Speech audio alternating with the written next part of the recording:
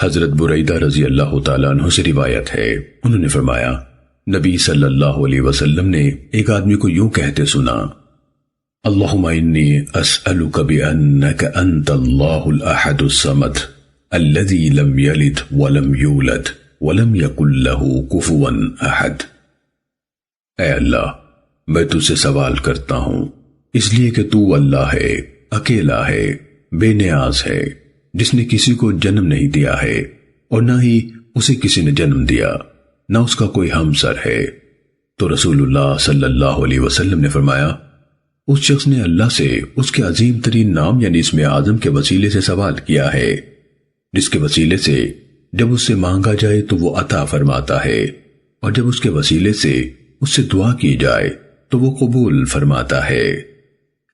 سنن ابن ماجہ حدیث نمبر 3857۔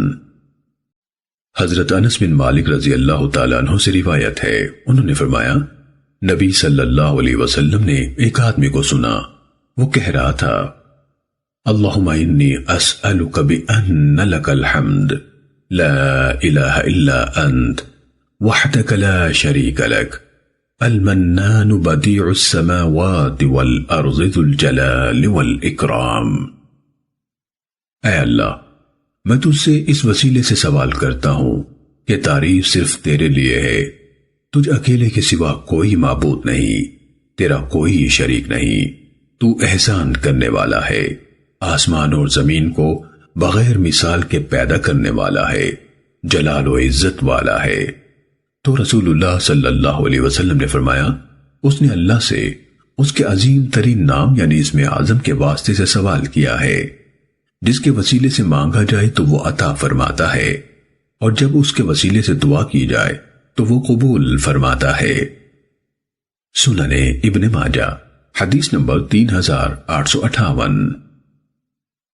حضرت ابو ہریرہ رضی اللہ تعالیٰ عنہ سے روایت ہے، رسول اللہ صلی اللہ علیہ وسلم نے فرمایا، اللہ کے 99 یعنی 100 نام ہے، جو انہیں شمار کرے گا جنت میں داخل ہو جائے گا۔